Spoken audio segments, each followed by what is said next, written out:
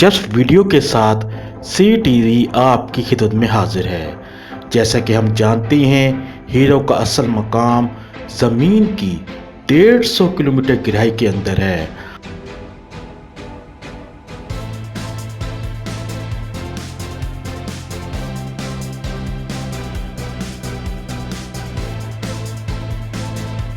आप ये देखकर दंग रह जाएंगे। अब माहिरीन हीरे बना सकते हैं।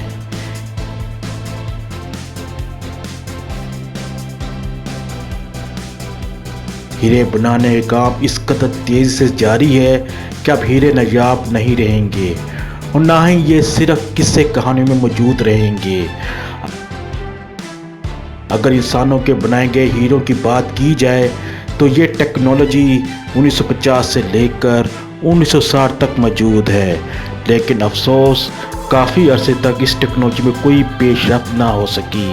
अब 5 साल से इस टेक्नोलॉजी में काफ़ी बेहतरी आई है, जिसकी वजह से कुदरती हीरे जैसे हीरे बनाए जा सकेंगे ताकि इन्हें कीमती ज़ेवरात में भी इस्तेमाल किया जा सके।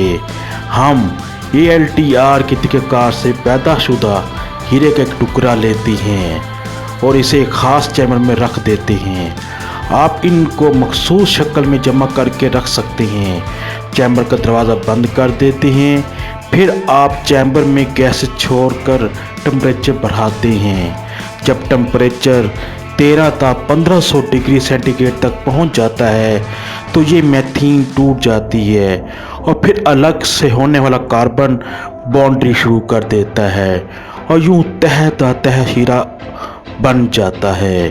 हीरे सिर्फ कार्बन से बनते हैं, लेकिन इसके अंदर एटम बहुत ही मजबूत अंदाज में क्रिस्टल के ढांचे पर जुड़े होते हैं। ये दुनिया में सख्त मटेरियल में शुमार होते हैं। आप जानते हैं, हीरे को सिर्फ हीरा ही काट सकता है। हीरे इंजीनियर्स के लिए बहुत ही मौजूद मटेरियल है। ये स्क्रीन को ज़्यादा मजबूत, सोलर पैनल को ज़्यादा मौसर, लेज़र को ज़्यादा ताकतवर, हार्ड ड्राइव को ज़्यादा छोटा बना सकते हैं।